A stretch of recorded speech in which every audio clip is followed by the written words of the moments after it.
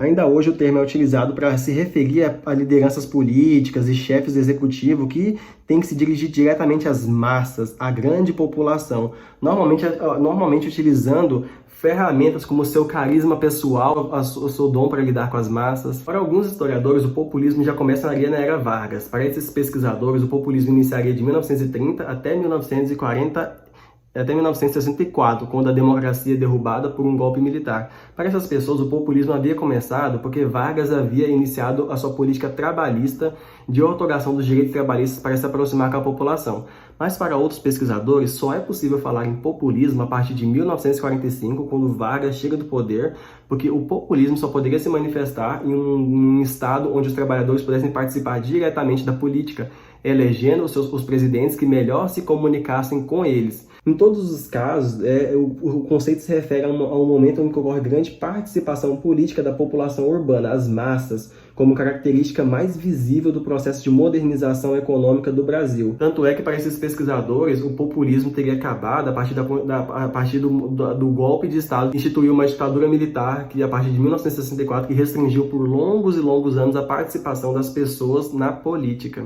De qualquer forma, o populismo apresenta 3 pontos essenciais. A política das massas, que tem que incluir os trabalhadores da cidade, que normalmente se expandem que normalmente tende a se expandir com o aumento da urbanização e da industrialização, que aumenta a população trabalhadora na cidade. O populismo também sempre associa as massas aos dirigentes do país. Geralmente são políticos que procuram legitimar suas posições políticas, angariando o apoio das massas urbanas.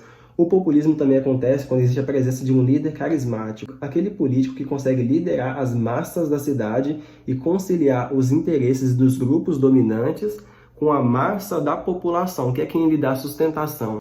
O populismo não pode ser entendido simplesmente ou vulgarmente como um momento em que o político manipula as massas urbanas por meio de seu carisma para se consolidar no poder. Essa visão retira das massas urbanas qualquer condição de protagonismo ou mesmo exclui seus interesses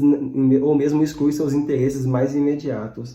Por mais que políticos muitas vezes atrelem a enganação da população, a utilização dos interesses da população para atingir seus objetivos, o populismo, na verdade, é a expressão mais imediata de um momento de urbanização das cidades, de um momento de urbanização do Brasil em que as cidades aumentam e que a população, em que os trabalhadores urbanos tornam-se uma força impossível de se ignorar para qualquer político que pretenda chegar ao poder. É a expressão de uma nova ordem social tipicamente urbana. Conforme a industrialização do país aumentava, as estruturas de produção se renovavam e a administração pública se racionalizava e novas instituições como a educação pública e a saúde pública surgiam, a população urbana aumentava, junto com elas pressões pela melhoria das condições de vida e a pressão para que suas necessidades fossem atendidas.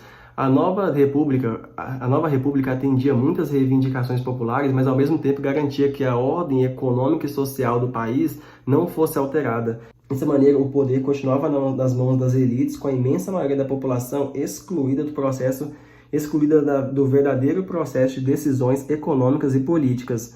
Ou seja, a desigualdade social continuava mantida, a hierarquia social continuava estabilizada, ao passo que as elites concediam mais direitos à população. Ao mesmo tempo, não devemos entender essas concessões de direitos sem considerar que também foram frutos de pressão popular, de uma nova classe social que tinha poder de pressão política e que gerava em todos os políticos que surgem agora a necessidade de se conectarem com ela.